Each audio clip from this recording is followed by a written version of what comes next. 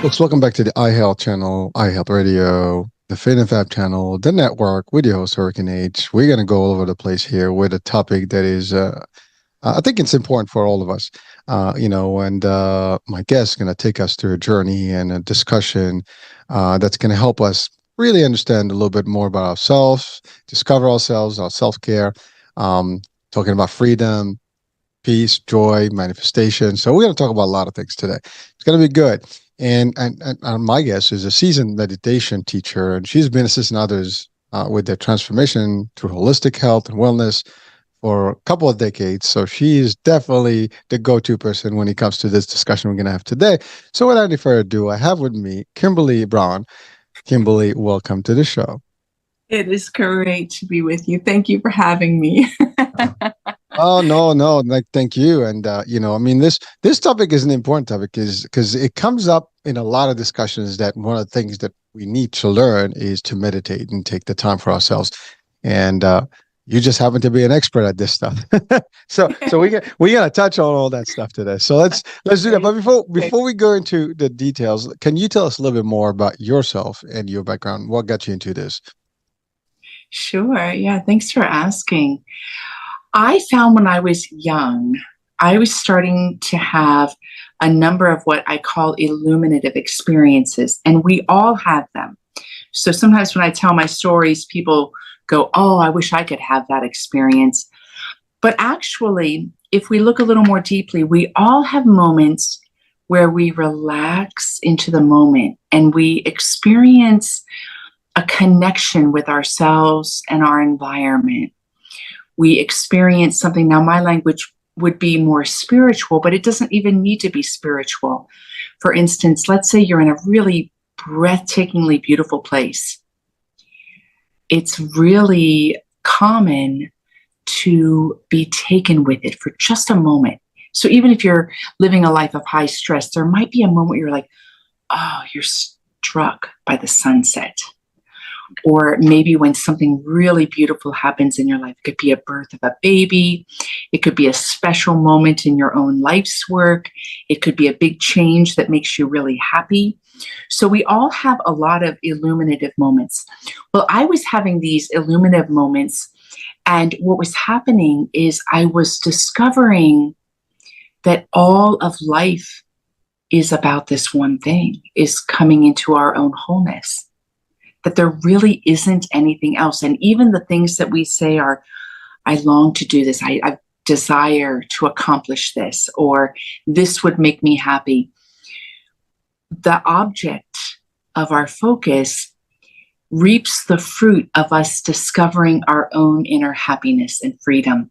So I became an adventurer on that path when I was about 5 or 6 years old. And that is not to say that I didn't have some incredibly dark moments where I was like, what am I doing here in this world? But for the most part, I found myself unable to get away from this worldview that every human being, that each one of us is meant to wake up to the power and beauty of who and what we are. And it led me to a lot of choices that supported that. I joined a monastery for 10 and a half years. I did grad work studying the nature of the adult awakening process or spiritual journey, psycho-spiritual development. And then I've been serving others for 23 years. Meditation is a strong component of it, but it's not all that's involved. But it's a really good start point because it represents something for all of us. Meditation itself. Yeah. So, oh, wow. Okay. So let me see. There's quite a bit there. I need to break it down a little bit. So, well, the first thing is the idea of you starting this journey in a very early age. And so that there's a question that I have about that because how can someone really realize that? I mean, at that early age, right? So that's one. Because I mean, was it exactly what it was? Obviously it was for you. I mean, you pursued it, but for someone that's listening to it right now, they were like, well, I have a lot of moments in my life. I don't know. Was that it? So that would be a question mark for a lot of people, right? Was there anything specific? I know you talked about like some events, things that happen in your life that are happy moments, but at 5, I mean, every moment is a happy moment. you know, Right. Right. so what was specific, that really got you like, hey, this is, boom, we got to do something about it. I got to get this new journey. Cause I mean, that's early to make decisions, right? I mean, Yeah. you're still under control with your parents and, there's a school system and there's a lot of influence at that point. So you making that call on the early days, it's a pretty tough one. And a lot of people, may question it. Now, those that have kids, maybe it's something we have to look at, like to see if our kids potentially have that moment, and maybe there's a way to assist in that. But that's the reason I'm asking the question. Like, what should we look for if we are at that moment or we see someone at that moment in age? At such a young age, yeah. So do you want me to share a specific experience first and then go into what Sure. might be markers of that? Well, I think children, like you said, are and tend to be pretty energized about life in general, right? You get really excited even about your favorite ice cream cone, Hmm. or even if you just get to take a walk and get a really cool stone you find. And so I believe at that stage in our growth, we are all really available to the joy of the moment. We're not being self-reflective usually. We're just really experiencing life. And where I made a decision was, and this was a key moment. I'm going to share this story, but there were numerous moments that added to it. And we lived in Cincinnati, and I was total geek. I loved school, so I loved fall. I loved everything. Now I'm from the age where you get your cigar box and you decorate it, and you get the pencils and the scissors and everything you put in. I loved everything about it, getting my schedule. And we would walk to and from school. And I used to love walking home from school. I loved it. And especially in the autumn when the leaves would start to change in the Midwest. And I remember one day when the leaves were turning and the wind had picked up and there was a little bit it wasn't summer anymore. There was that little bit of chill in the air. You could feel it. It just felt like change. My experience of that, without me thinking about it, was all of the earth was dancing. And I began dancing all the way home because I felt naturally, again, this isn't me reflecting, I felt naturally that I wanted to be part of the dance. And so I danced my way home, and I was getting happier and happier and happier, to the point where everything just seemed lit up with light. And I felt that I was a part of it. And I stopped at the end of our cul-de-sac, and I was just taking it all in. I was so happy. I was taking it all in. And then I was looking across the street at this tree that was beautiful, and all the leaves were going like this on the branches because the wind was rustling through them, and they had turned color. So it was very beautiful. It felt like, this is my experience, it felt like the tree pulled me to itself. Like it said, look at me. And so I was like really looking at the tree. And then all of a sudden, one leaf pulled my whole attention. And I was just absorbed into this moment looking at this leaf. And then from nowhere, the leaf broke off the branch and it began to descend to the ground. And I did not solicit this, but from really deep within me, this existential question came up at such a young age. It was like, I was really sad. Is that all life is about? Because the leaf represented dying to me. And again, this wasn't in my head. It was just arising really quickly from deep within. And right as that happened, where I had this anguish, this existential meaning of life anguish, time felt like it stopped. And it felt like these veils pulled back, and I had this direct experience that everything is being and becoming in an eternal source, an eternal being. And that all life, including my own, that's what it is. We're here being and becoming in this source. At that time in my life, I used the word God, and God is an appropriate word too, if it works for you. But what happened that was so interesting with that experience was not just the insight that happened, but I noticed that my fear was washed away and my sadness was washed away. And that's what drew me. Because as soon as I witnessed that insight set me free, I was like, wow, 100% yes, I am in. This is my adventure. This is my life. And it still remained a very active worldview and still remains the way I open up to the unknown and I meet life circumstances is from that place. I didn't share it with anybody. So if you're an adult and you're listening to this and you're wondering if your children are having these experiences, because all children are having them to a certain degree, I don't know if they're reflecting, because I was reflecting on the experience and gained the insight, like my mind went, I had an aha. I think the easiest way for children and adults is ask questions of our experiences. For instance, let's say you had that beautiful aha moment at the sunset that I just pulled out as an example.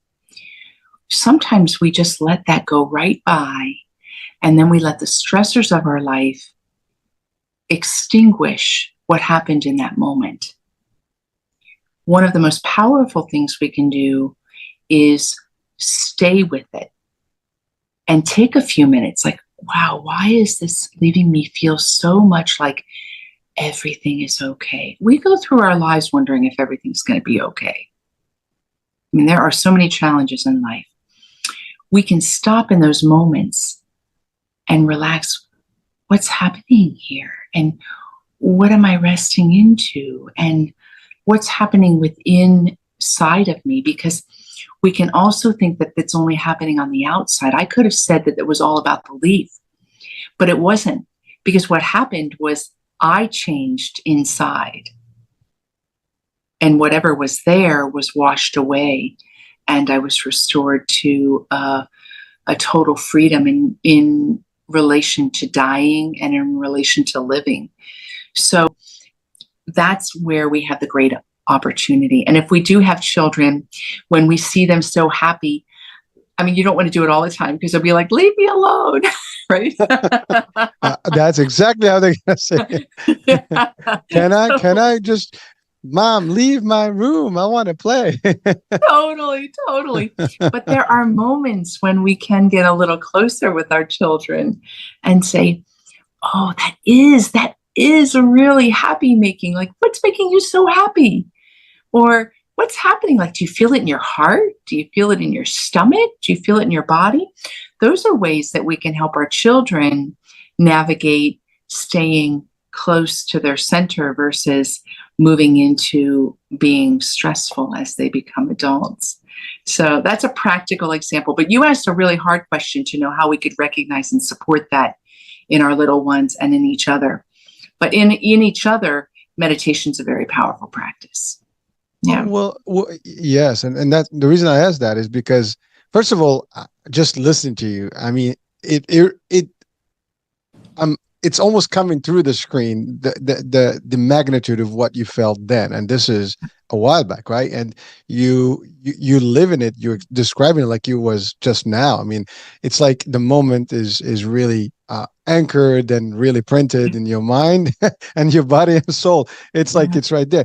And I think everybody listening watching right now can relate to a moment that they had that same feeling.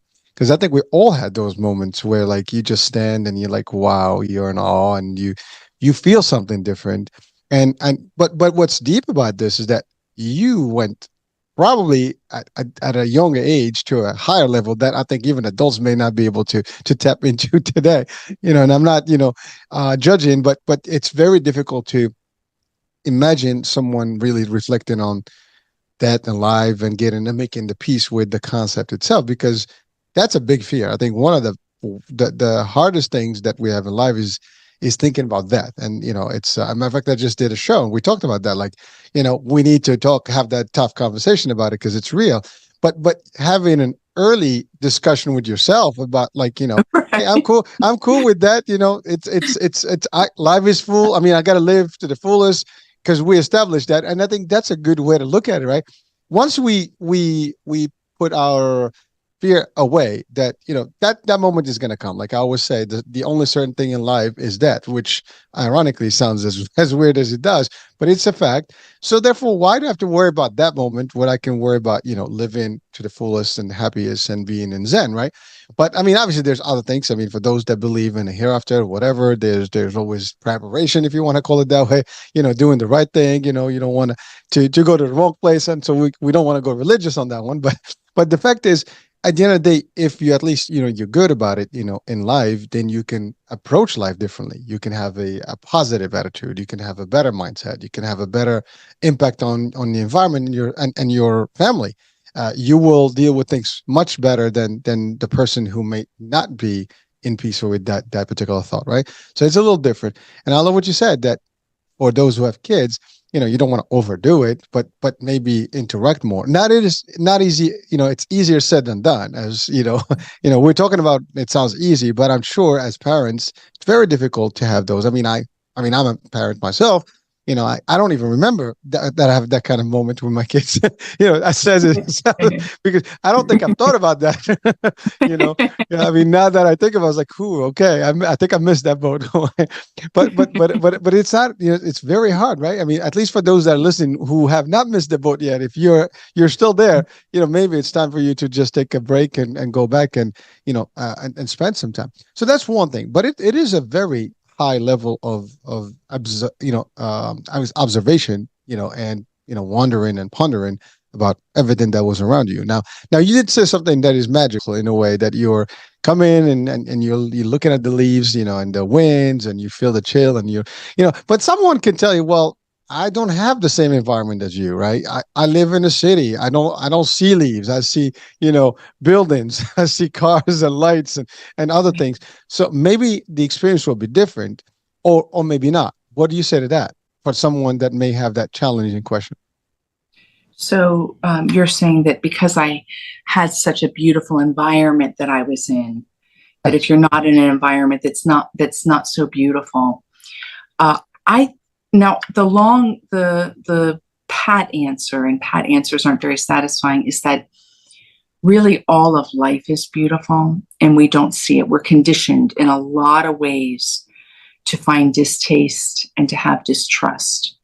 So when we begin to heal those parts of ourselves, I've got a glass of water here with it's got beveled edges. I could be holding this glass and have a very deep moment of sweetness just because the glass is beautiful. It's a shade of blue, without it being an intellectual thing, because that doesn't work. We can't control things with our minds. We want to open up to the direct experience. The same with just simply our breath. We always have our breath with us. And there's something incredibly awe-inspiring about what breath does and how it feels. We get really disconnected from that because it doesn't help us manage the details we need to take care of if we're sitting focusing on our breath, or it doesn't seem to, right? So even if your environment is a stressful environment, there are ways to refashion your point of focus so that you have an experience of the beauty you're actually walking in. And there are perspectives and practices. And ultimately, you're changing your perspective, right? Because when we have a point of focus and we have a negative take on it, it's going to give off brain chemicals that reinforce negativity, fashion neural pathways, release stressors in the body. But if we shift our perspective, and that negative perspective, that negative point of focus, the way we look at things dissolves, we discover it's pretty easy to have a positive focus. Now, there's a real big difference between easy and simple, right? Because the process is simple because we're made for it. But the process is complicated because we're complicated. So it's one of those great paradoxes. I don't know if you like talking about paradox. I love paradoxes because love it. Go for it. They're crazy, right? Like, how can it be simple and hard? Doesn't simple mean that it should be easy? Doesn't simple mean I should be able to do it immediately? If all my freedom is right within me already, then why am I not free?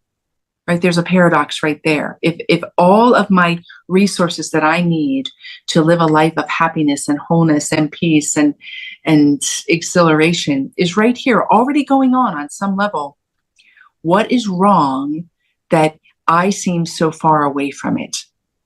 Right? And largely, it's because we're taught that we're masters of our life by the use of our minds. So we're taught that our minds that are so amazing, so powerful, so influential, are the way we come to this kind of freedom. And buying that is actually an untruth. It's simply not true. Our minds are not the masters. So like with that leaf experience, that came about not because my mind was working through something, but I had a direct experience of something. And it was a surrendering of my thoughts, not consciously, but just by virtue of being caught up in the beauty of the moment. So when we make the choice to let our minds off the hook, our minds don't have to solve all our problems, our minds don't have to figure it out, our minds don't have to orchestrate our full day. When we let our minds off the hook, we can discover a pathway that lets the mind be of service to freedom rather than being the agent of freedom. That's pretty dense, right? That's like, pretty. oh my gosh. That's dense, tense, and philosophical. There's all the above. But so there's a few things that are very powerful in what you're just describing. First of all, the idea of a child, right, compared to an adult, right? The child is probably at the highest level of innocence. One, two, is probably at the emptiest level of stress and other burdens of life, right? To a degree. To a degree. Today, even children at a young age, they have a lot of pressure and stuff. But the idea is that you put kids, they usually find fun and everything, right? It's just the way it is. As we mature, I guess life becomes a little bit more of a burden. But going about the paradox of it is that we are the paradox. I think the humans are paradox on themselves because you're right. We have the capabilities of both sides. We can be here and we can be here. We both, at the same time. We are free, but not free because it's choices we make. Because as you said, we use the mind too much and we overthink everything as opposed to cool off on things and reflect on things. I think the majority of us, and again, not judging, but based on what I see, based on what we hear, but based on all the things and how people are behaving and reacting to life, we are not taking the moment to, like you said, breathe and just kind of pause.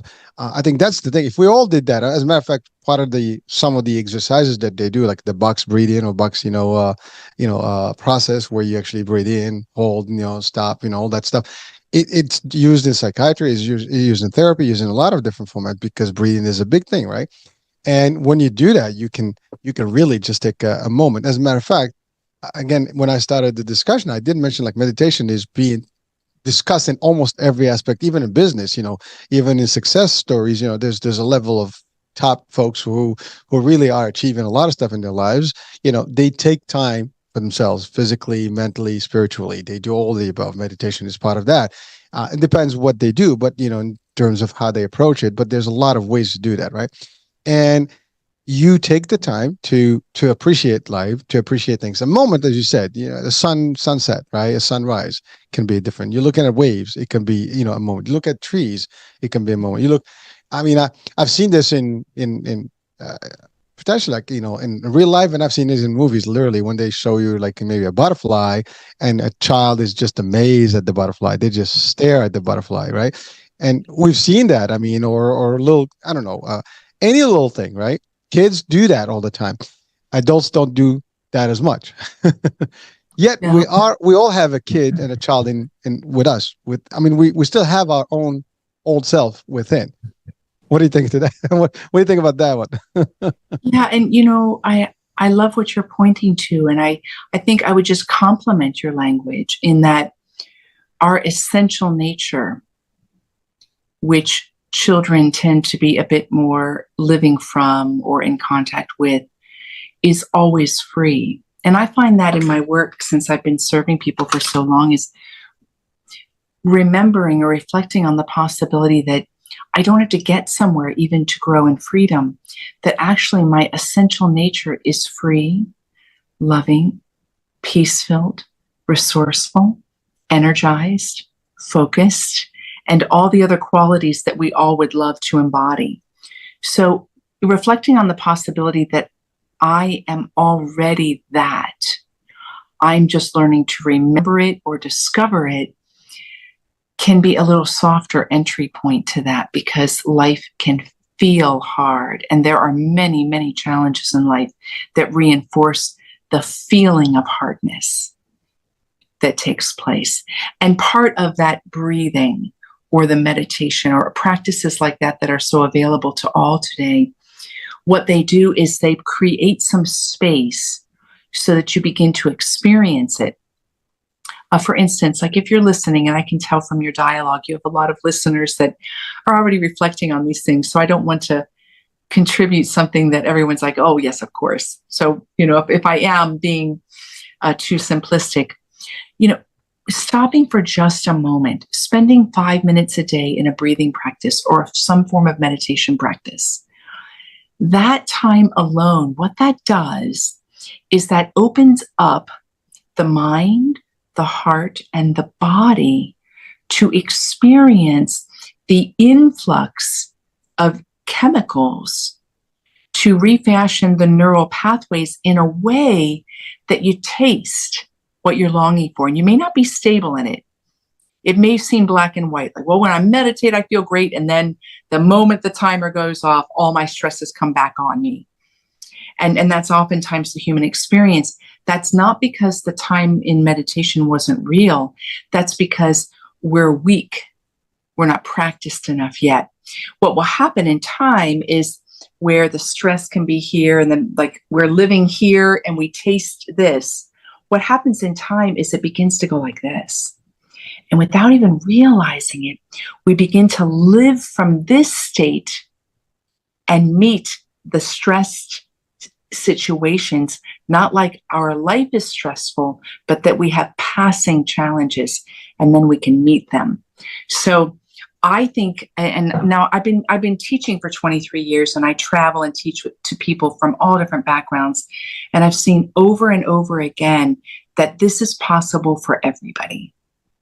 It may take you a longer or shorter amount of time than somebody else.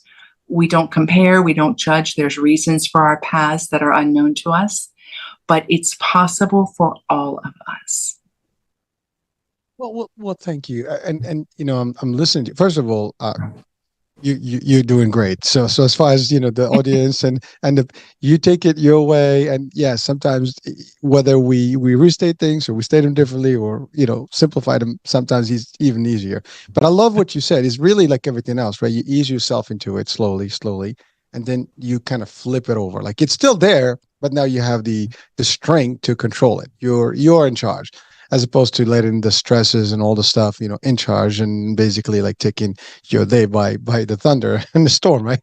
So it's kind of that kind of thing. So the balance is really there. You switch in your, the where the strengths are, of your new self or your found self. Like, you're basically rediscovering yourself. And I think that's really what it is. I mean, we all have a better self.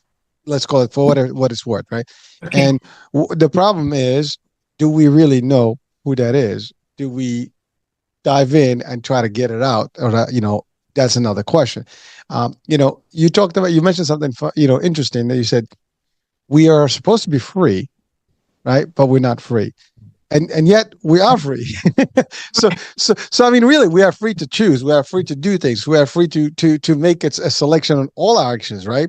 Yet we still think that we're not, because somehow we're tied by, I guess, restraints, of the world, right?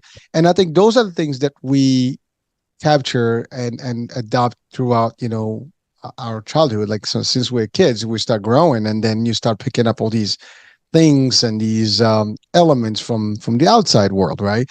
whether, again, I mentioned influences. Your parents are the first ones, then you have your school system, your friends, your entourage, then your colleagues at work, and so on and so forth. And then you have all the news, the media, this, that, the other, and we don't separate ourselves, and like you said, taking a moment for ourselves. I think that's the thing. How many of us take a moment to breathe, to take, a half hour, 5 minutes, 10 minutes a day just to be you by yourself? Like, I don't want to talk to anyone. I just want to be with myself, me, myself, and I having a good time. you know, I mean, it's a very difficult thing, I mean, people are watching and listening right now. I'm asking you, if you're listening, you can put this in the comment, you know, uh, have you done that? When was the last time? How good was it? And I think I can say, even for me. I mean, I try to do this, every now and then, but I'm not good at it, and I don't do it on a regular basis, like, steady. Every day I got to do this. Now I do other forms of things that help me, but you're right. Like when you have that moment and you just by yourself and taking just, you don't want to talk, you don't want to, you just want to reflect on things. As you said, a good moment, you sit outside, you watch. Sometimes I just watch the sunset. I mean, that's one of the most beautiful things. You just sit there and just glance, and that's it, like stare. And it's pretty good. You go by the water, just look at the water. I mean, one thing I enjoy, I love cruising, and I just sit by the water, just watch Mm. I just love to watch the ocean. I just sit there and just keep staring at nothing but blue, you know, and it's gorgeous. I mean, and you feel a very, very different self, when you do these things. Now, I wanted to just ask a question, because you mentioned something that you've Mm. taught around the world, different people. Have you found that maybe some people have a better ability than others in terms? I mean, they do it at their own pace, but like maybe someone with religious, background, or religious, more religious, I guess, style, would be able to accept it differently than someone who doesn't. Just a question. Someone from a particular, I don't know, a part of the world will be better than others. What was your take on that one? I mean, because there's got to be triggers. Capacities. What are some natural capacities? Yes. Right.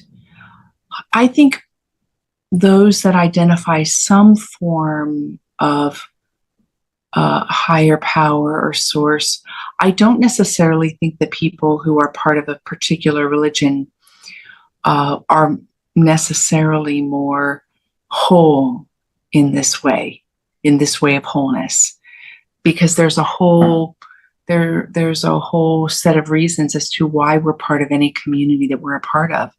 Sometimes we're a part of it out of a hidden sense of it's the right thing to do, or sometimes we're a part of it because we don't know how to find ourselves, right? There are all these ranges of reasons. And I would think if there's a personality style that maybe eases into this living, let's just call it living present.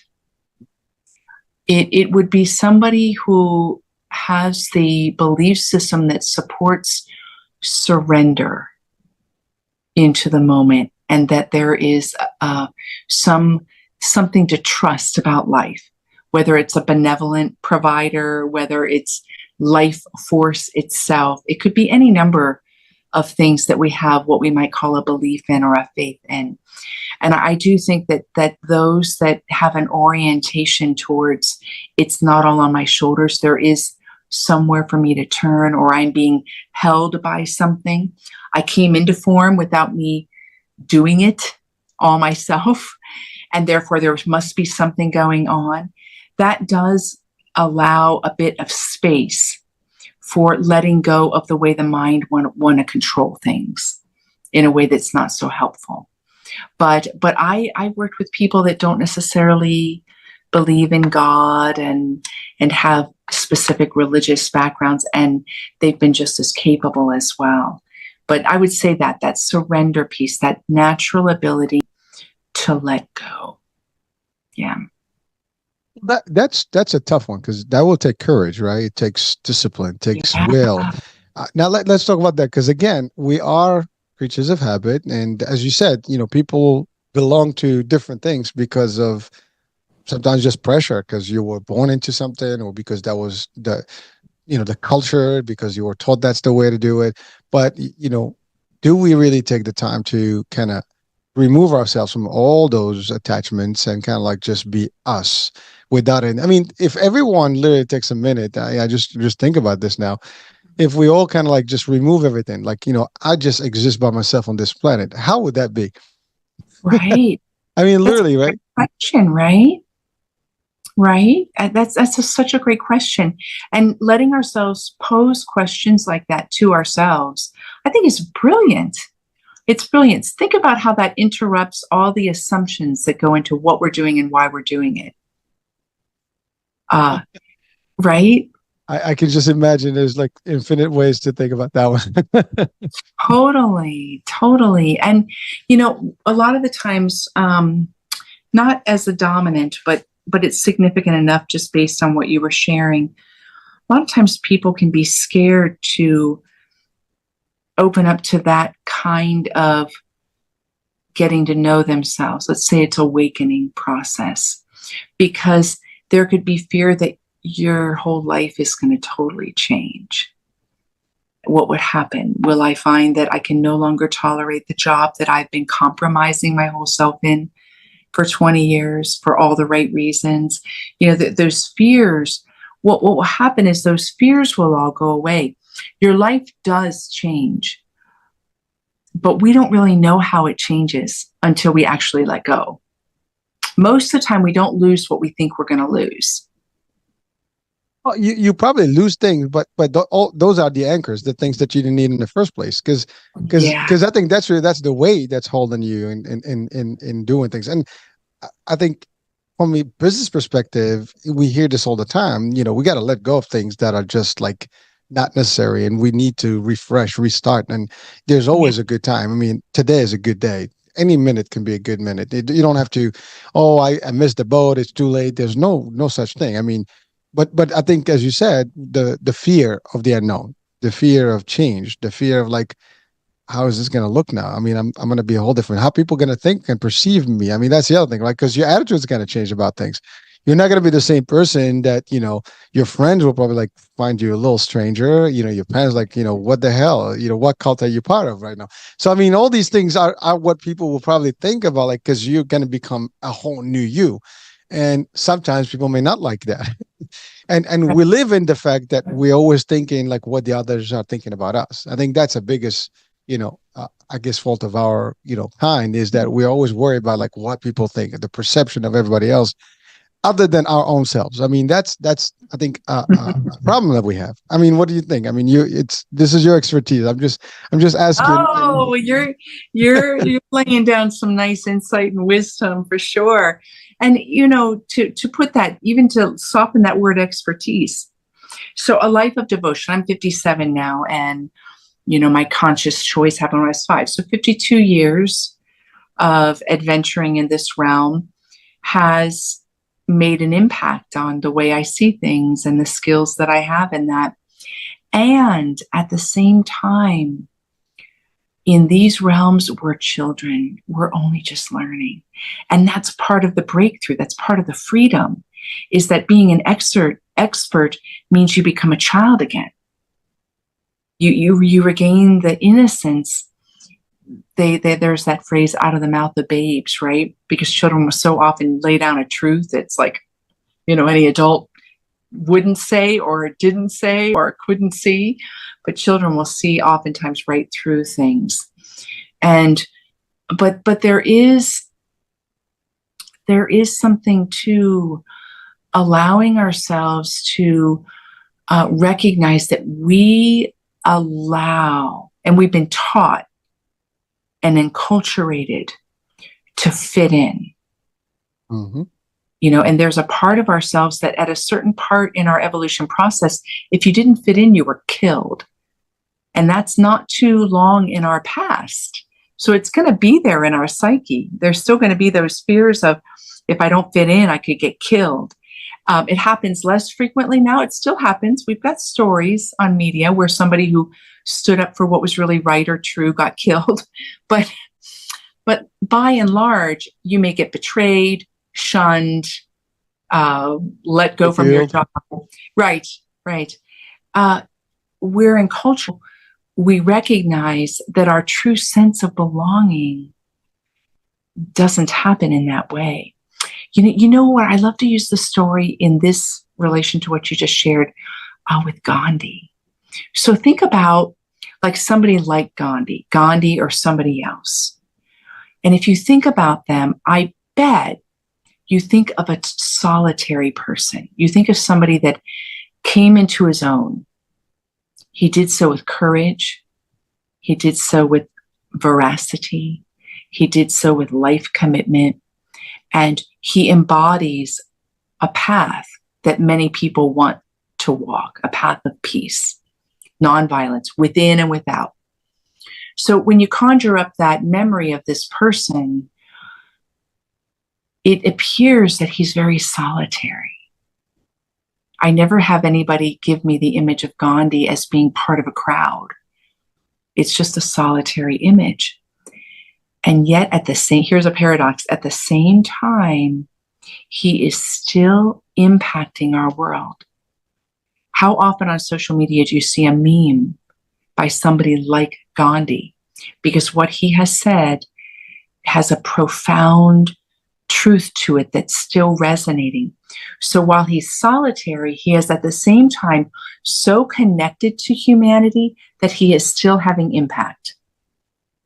So see, ultimately, when we come into our own and our wholeness and our truth, we may feel and be scared that we're going to be alone, but we gain the greatest position of belonging and connection. It's just not in all the limited ways, like how I look or what I do successfully.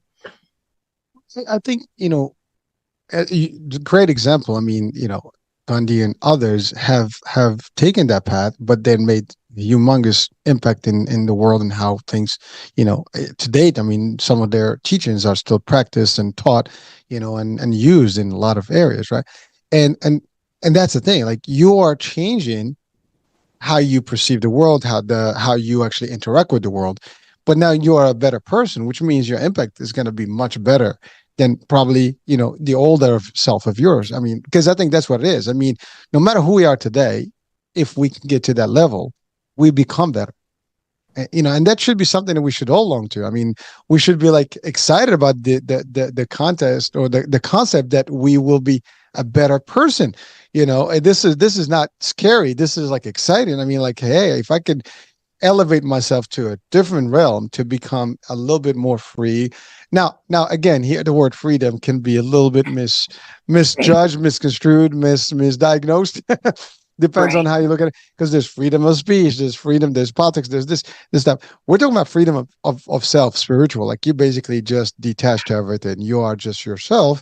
And now you can play political if you want. You can play diplomatic, but you're still detached from everything. You can control how you basically are free willy. I mean, you can do whatever you want in a way because you're in control, and no one can control you. That's the thing. I mean, the ultimate level of freedom is that when nobody can control you, your mind is free. I think that's really what it is. Once your mind is free, the rest is history. No one can stop it. Am I touching on that one? I mean, is that right? You're speaking of it. And I think the only thing that I would add to it is I see the self as being an aspect of our core nature, that the mind and the body and the heart are just participating in it. So I wouldn't bring it down to the mind, but I do think that I loved everything you said. And I think part of coming into freedom is that, yes, we think clearly, we see clearly. So there is an autonomy that the mind enters into. And that's more of a fruit than it is part of the source. So, and what a great thing. I mean, even this alone, I think of these little examples because I want to shout from the mountaintops about the simplicity around this. Think about even when you have had a thought that you're like, oh, that alone, there, you've connected to your essential nature right there in that thought. You've had a drink at the stream of who and what you are. We've got so many examples that are happening in our lives, even right now, that are easy. And then all we want to do is we just want to remember them and not remember the stresses, and to be gentle with ourselves, because of the primal brain is really still a big impetus in the way we interact in our environment that will create a larger amount of brain chemicals around stressors. So if we can be gentle with ourselves and not think it's our fault because we think only of stress and not of the good things. Remember, oh, that's just my primal brain. Oh, there goes my primal brain being all worried if I'm going to be eaten by a tiger. And be a bit more gentle. We can begin to remember all of these life-giving moments that are happening right here and right now. Well, I can go beyond that. I mean, if you just think about your breathing, I mean, the fact that you are alive, the fact that you're seeing, the fact that you can hear, I'm talking about just like being in touch with your senses.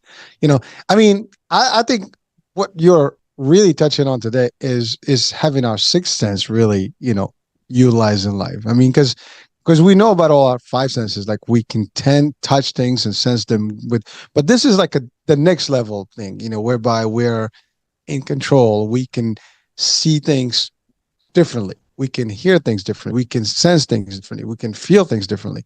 It's like, you can feel the energy of everything, and every moment is captured. You're not missing anything. I think that's a different level. And ideally, that's what we'd like to be. Yes, I love it. Well said. That's great. Well, again, I'm just listening to you. I mean, it sounds like, we ought to have, a moment for ourselves at all times. Now, but here's the question though. How do we manifest that? How do we get there? Because I mean, a lot of people are listening probably now like, well, that sounds good. You guys kind of, are talking about this cool stuff, but how do I get there? Because I don't think I can. So what do we tell them? No, I think it's brilliant. Well, there's a plethora of resources out there, but we could break it down very simply. It is pretty available to take 5 minutes before you begin your day, even before you get out of bed. So even if you have a very stressful life, and let's say, I have a brother who has 4 kids, 4 little ones. I mean, where is he going to find time with a dermatology practice and all the other activities and 4 kids? There can be a felt sense of it's not possible. It's not possible. The mornings are usually times when we wake a bit more refreshed because of the lymphatic system helping to wash through our brains through the night. So usually in the mornings, we'll have a bit more of a little brightness, even if we're living a very stressful life. And if you would allow yourself just 5 minutes every morning, place your hand on wherever you want, your diaphragm or your chest, and simply for 5 minutes, and set your timer and focus on your breathing.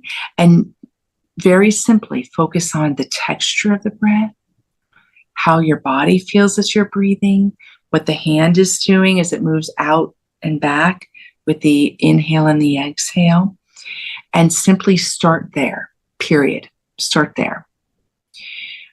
Now, that's an easy way that anybody can start. Anybody can find 5 minutes somewhere in their day.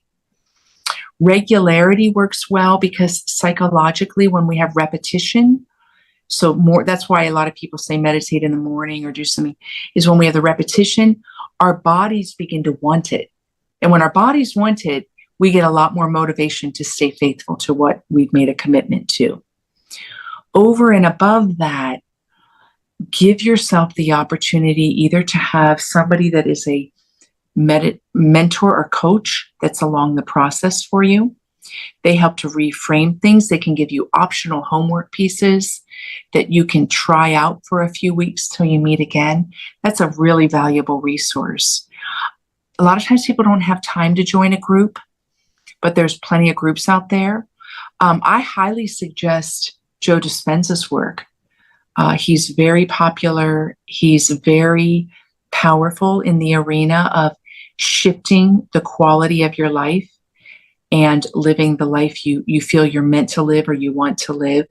And he has little YouTube meditations you can do that are super short. You could go to bed putting one on and go to sleep to it. So it's endless. And if you're listening to this and you want more practical things, you can always email me. I know my info will be in the description. You can email me and I'm happy to throw a couple ideas. But those are really good ones. I've had a support system for myself, and I have been a support system for others for 23 years. And I can tell you, I see the difference when you've got somebody that you're accountable to for this part of yourself, which this part of yourself is you. So when you have somebody outside of you that can reflect back to you what's possible, you tend to rise into it with greater ease. So those are some ideas that Great ideas. And as a matter of fact, you just kind of taught everyone that everybody can do this. Everyone can. There is no excuse. I mean, you just simplified it to 5 minutes. And, if you do 5 minutes consistently, things will start changing. You will start getting better and better. So it means like, and I love that, because the first excuse everybody says, I don't have time, I can't do this, it's too much, like, because everything is commitment, right? But when you're talking about 5 minutes, can you spare 5 minutes to become better? Because I think here's the great news is that if you are changing for better, your life and everything else that you're going to touch will be better, and you're going to manifest better, right? So you want this. This is like good meds. This is the real medication. I mean, this is the good natural stuff that you want. And I think we all have the capability to do this. And we're just tapping into a resource that we've had all along. We just haven't been able to bring it to the surface. Yes. Yeah, I know. Well put. That's really good. And you're right. You're right. And there's lots of other things that I could put out there to do that are all within our reach. I'll give one other example. You can choose at any moment in your day to pay attention to your walking. So you get out of your car to walk into an office, to walk into work, to go pick your kids up, whatever it is. Once a day, say, I'm gonna pay attention to my walking in a way that I just let myself exhale into watching my walking. Feel the steps, feel your steps on the concrete, on the ground. Feel the way your leg lifts as you move. Notice how your focus is. Feel where your shoulders are when you're walking. That is another, I'm just giving some really simple practices. Anybody can do that, right? And you can put a little sticky note on your phone, in your planner, on your mirror. Today, I'm going to watch myself walk from my office down to the place where I'm getting lunch. Right there. I think everybody can do that too. I mean, these are like, I mean, there's no excuse, folks. I mean, I'm sorry if you're watching or listening, you're caught. You can't have an excuse. You're caught. That's it. This is it. You can't say like, well, I couldn't figure. I mean, walking, we all do that. I mean, but it's funny. I'm listening to you. And I'm sure everybody who's watching or listening right now can have the same thing. They're probably thinking about 10 other reasons and 10 other things that they can do in the same fashion. I mean, you can just listen to your breathing. You can listen to your heart.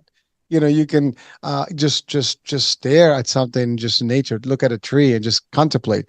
Look at the stars. I mean, that's a beautiful thing. I mean, at night, if you have stars that you can look at, I mean, sometimes if you're in the city, you're probably not going to be able to see much stars, but look at the moon. You got a full moon. I mean, I'm saying, like, there's so many things that are around us that we can look at on a day-to-day basis and just kind of like, wow, and like I said, you by the beach, stand on on the sand and just look at that whole ocean and just start imagining and thinking about it. I mean, there's so many ways we can do this. Now, your work is helping people. Now, how does someone work with you, and how long does it have to take to get, from not, in tune with ourselves? And that varies depending on the level of stress and or trauma that somebody's operating from. I usually see a lot of change within 3 months when I work one-on-one with people. Stable change. So my change can be very dramatic. I've helped people heal from panic attacks and things like that. So it can be very dramatic. but it's a very stable way of changing. It's not a fad diet. It's actually a slow integration of living life consciously. So it's usually 3 months. Now, I used to travel a lot and speak all around the country, and I'm just starting to open those doors again. So I lead retreats. I have an online 2-week meditation course that's coming up. Super cheap. It starts on July 15th, only $30. I mean, it's super cheap, and you get all the recordings, and it's just a half hour each day, and it's got a different topic for 2 solid weeks. And you can do it in the group, or you can do it on your own. So I make available a lot of opportunities, but the one-on-one work, it's like anything.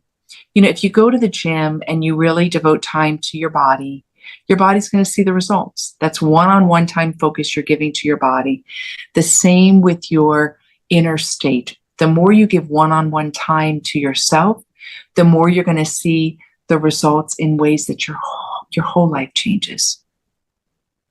You basically reassisting people to realign themselves. Yeah. Yeah. You know, I mean, we gotta realign you with your own self, and that's a pretty cool thing. I mean, 23 years. How many people you've touched? I mean, countless. Right? And that's got to be a great feeling to know that you've changed people. Now, let me ask you a question. Now, you've lived in a monastery. You've built one, I believe. So it's so that's a little bit of a higher level. I mean, of being, that's a whole different level, right? Just not to change gears, but was that part of your change, and becoming better at this? Was there anything that you've learned at the monastery that actually made you more advanced into the work you do today? Absolutely, right. Well, I entered not searching. I entered because I was really on fire. So I didn't enter from the state of I want to get somewhere. I felt complete and full and on fire with love. And I just wanted more of it. It's like a kid who just wants that second bowl of ice cream. I've referred to ice cream twice. I must want ice cream, right? I referred to it twice now in our podcast. So it was a very simple reason that I entered. But can you imagine living 10 and a half years where you're largely living in silence, meditating, chanting, and farming?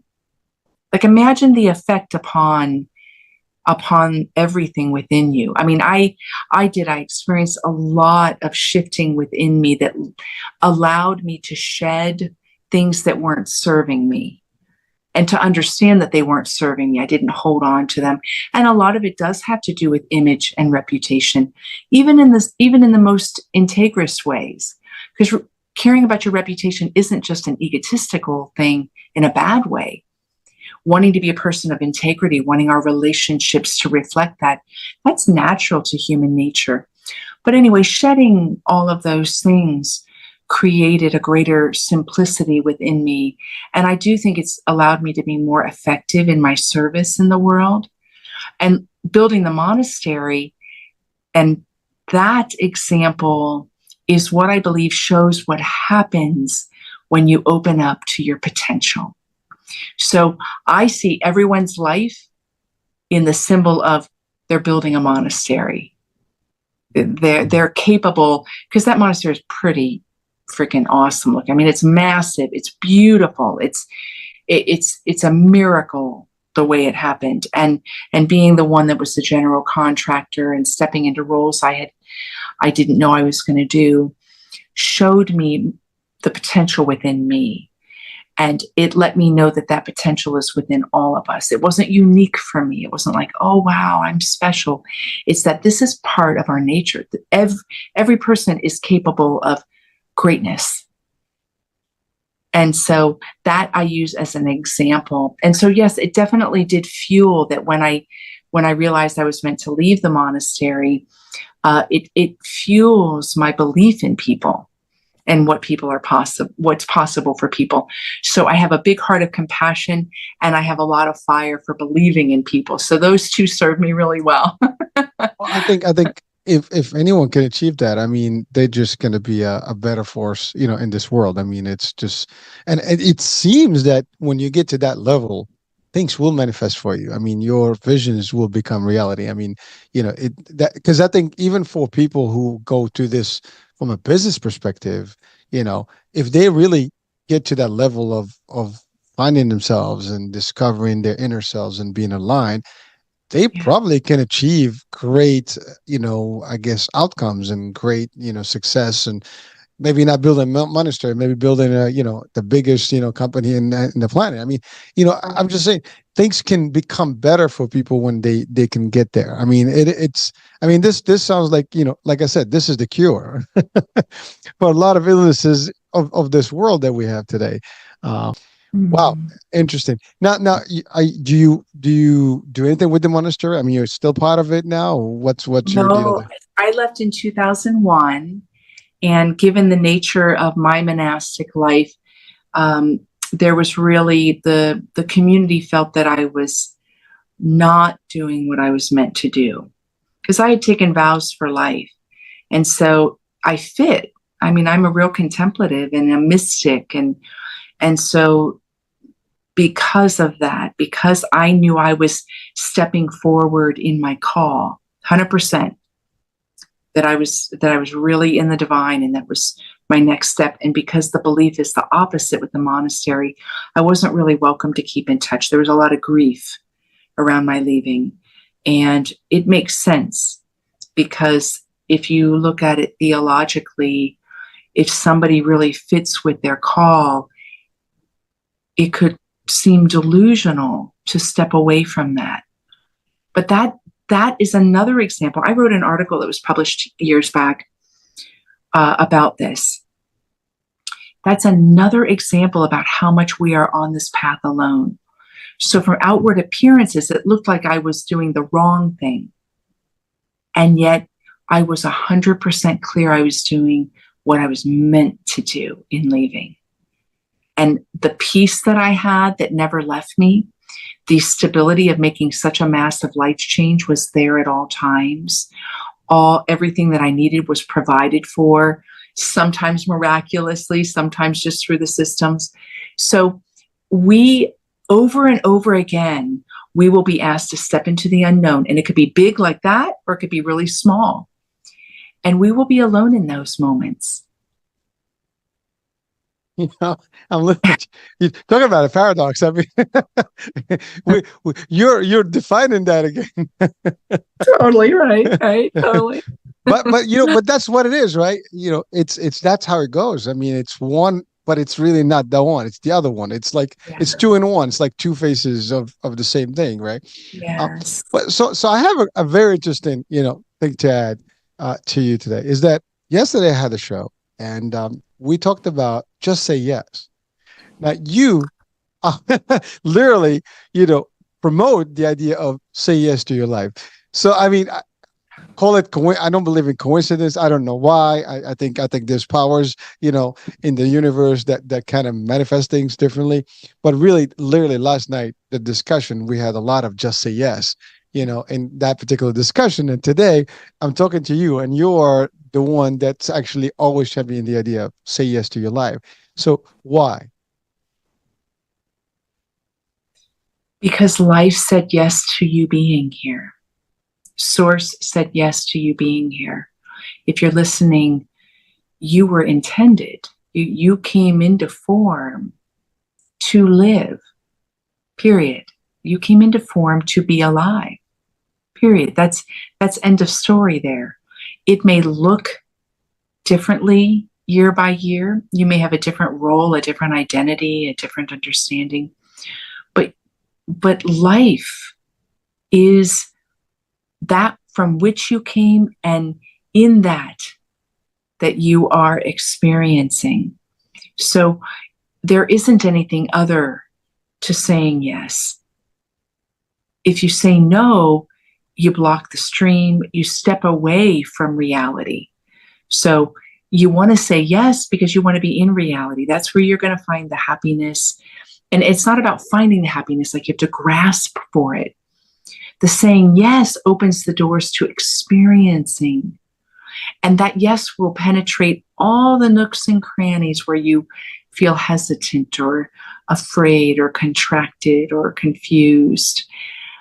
Your yes needs to go to every part of saying yes to your life.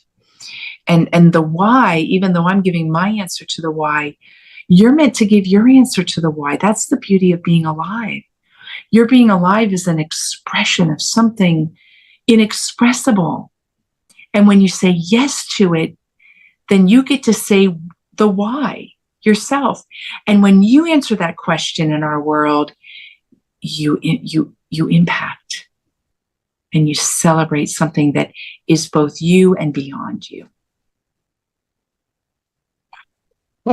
That gives you chills when you hear that. I mean, you get goosebumps with that concept. I mean, I'm sure people are watching like, ooh, this is the deepest thing. I mean, it's really philosophical. It's really deep stuff. I mean, it's you know, it's the concept of life. Like you're supposed to embrace it. You're supposed to enjoy it, and you're supposed to know your purpose, out of it. And I think we all have a purpose, in what we do. You don't just do things ad hoc. I mean, everybody's meant to do certain things, and so that leads me to one, question that's been like bothering my mind a little bit. And I think, and it's completely simple question is that people may think that because we want to have more things, more positions, and we don't want, like everybody talks about more money, more positions, more property, more this, more that, more success. Is this finding the self, a destructive way for all that wellness? Because someone can say, well, I don't want to know about anything because I love what I am today. But will that be a sacrifice? Is there a need for sacrifice? Or it doesn't matter. You can still find yourself and still be successful and still be rich and still have all the possessions of the world.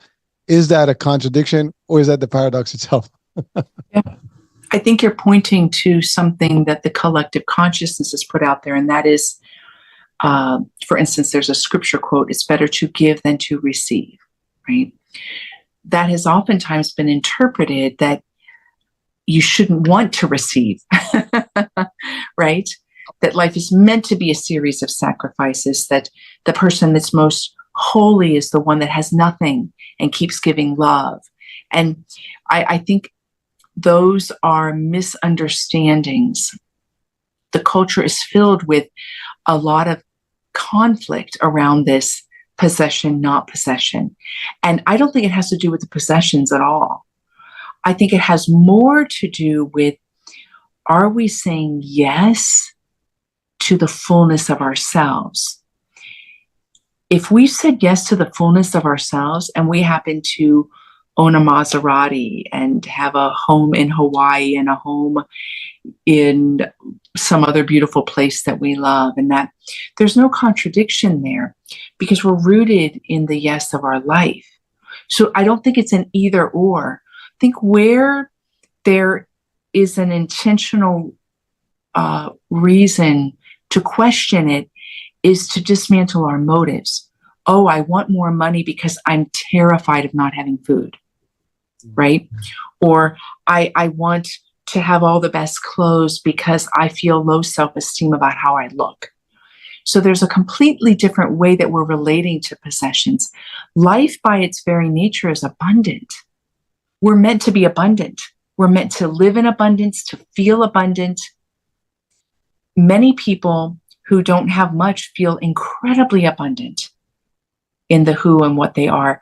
So I think where you get some of the teachings of you need to not strive after those things is more pointing towards we tend to get attached. We put our identity on it.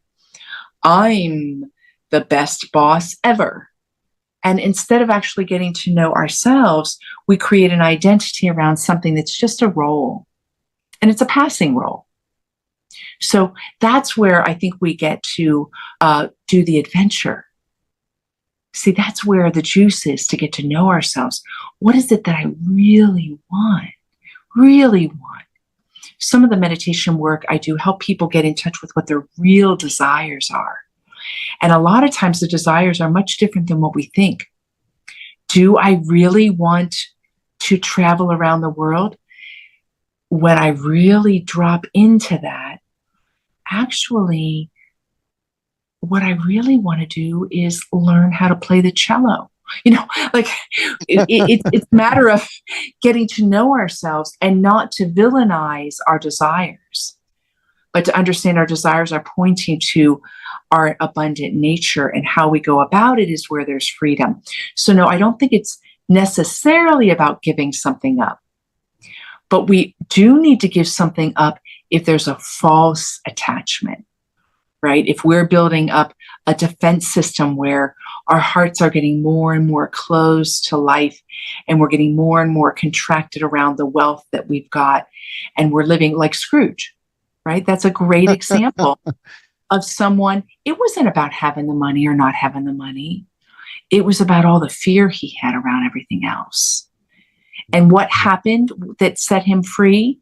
Not that he lost all his money. He revisited his life and discovered where he had pain that needed to be healed. Lost dreams, loneliness, abandonment. And when he faced all that, when he wakes up from all that, or is not visited, and it's Christmas Day, what happens? He still got all his money, but he has changed, and now he can live in harmony with his life. So there's a wordy answer for you. That's powerful, and I think that actually really brings it to everybody's, watching and listening right now. The concept is not so much to give up your life, is to revamp your life, and just be a true self, and then you can do better with whatever you have, or maybe even get more of it, but now you're just doing it for the right reasons, not the wrong reasons. Yes. And I think that you hit around the nail. I mean, the money there, because I think that's what it is. We get attached to fluffy, shallow stuff, and we put value to them that may not have anything to do with it. And once we get those veils out and those little masks, those I guess just forms of our other self that is not the true person that we really are, then really that's what it is. I think we have these layers of masks that we just got to remove to see the true identity. And once you have that, the rest is history. Wow. Well, thank you for that. Now I have a question. Your book, you do have a book. I do. I have 3 books, but this is the one that just came out. Yes, the one that came out. That's correct. Ooh, Miracles in... Oh, sorry. Miracles in the Naked Light. In the Naked Light. That's right. All right. I like it. And, it zooms in on it too. I know, right? Like, woo! That's a good feature on that thing, by the way. It's like you have your own camera, man, following and doing the stuff there. That's true. You got like a cinematic shot there, but it's cool. So what's the book about? Is it the same thing we discussed today, or is it like a little bit of more intense, deeper? You'll love it, because you referred to the monastery. This is a second book in a trilogy, but this begins the story, gets you halfway through, leaves you hanging. You'll be upset. Of when I built the monastery. So when I said yes to that inspiration, I was only 29 years old. I was a monastic nun. I had no idea I would say yes to something like this. I had no idea anything like that would happen. And what it does is it shares the journey.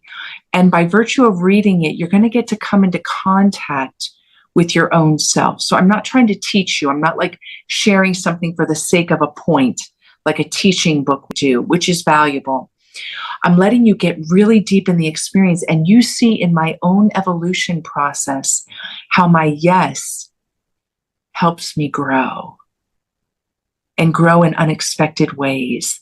And it also celebrates the absolutely incredible miracle of the hundreds of people that stepped into the project and made it possible. So that's what that book is about. All right. And that's available, I guess, on Amazon and all the... Correct. You can go to my website, and that'll give you you can get the audio book, which is in my voice. They recorded it in studio, which is nice, an ebook, and the print book. And you can get it through my publisher or on Amazon. Yeah. You have it. So we got a whole thing. I mean, we have you website. So that's kimberlybraun.com. Is that the website? Yes. All right. Yes. And then we have the book. So well, listen, we've exceeded the hour, I know. a while ago, and I'm not sure about your time, but I think we've covered a lot, and thank you so much. So anything you want to just leave our audiences with before we close the show today? Oh, wow. We did. We touched on so much. Well, if you're listening today, know that while it's a solitary journey to say yes to your life, it'll be the greatest love affair that you ever experience, the most exciting adventure, and you're not alone. There are individuals like us here having this discussion. Every human being that's having a discussion about saying yes to life is supporting you energetically, intentionally. There have been mantras chanted for thousands of years for your happiness and liberation. That's by hundreds of thousands of individuals. Isn't that amazing? Hundreds of thousands of individuals chanting mantras for your happiness and your liberation for thousands of years. That's a pretty big cheering squad. So I think you've got this. Well, we all need the cheering squad here, and we need that support. And I think the more you hear about it, the more we get pumped. We definitely want to get folks excited and really get into this journey of like discovering and saying yes to yourself and to your life. And so that's really the message today. I hope that we drove that with our guests. So Kimberly, thank you so much for really coming on, sharing your beautiful 20 plus, well, I mean 50 years of literally enlightenment, in about an hour and change. So that's pretty good. I mean, considering the time frame, but I think you've covered a lot of things that if we practice some of those, and I'm not talking even myself, I'm gonna try to do the 5 minute thing every day just to get into it Great. myself. Oh my And gosh, you know how it goes. That'd be yeah. awesome. Yeah, listen, I mean, I always say this, I'm the first consumer and client of my own shows. I mean, so I get the first dibs, so I'll take that energy and the work, and I practice it if I can, I would, and I wouldn't even say if I can, because I do know I can. I just need to apply. I think that's the difference. We need to apply, not just to think that we can do. Like, we don't try, we just do. All right. All right. Well, Kimberly, thank you so much for being with us today. It was real. It was fun. Thank you. It was lovely. I loved it. Thanks. You're welcome. And there you go, folks. We're coming to the end of the show. Hope you had fun with us. You've learned a few things. Do check out the website. Do check out the book, and certainly reach out. Like as Kimberly said, if you want more information, you can email her directly.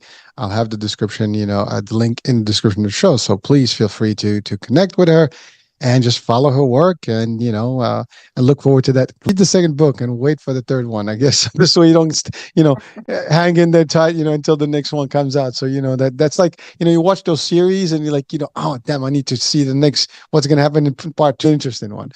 All right, that's it, folks, for now. American Age, we'll be talking soon. New day, new show, new topic. Bye for now.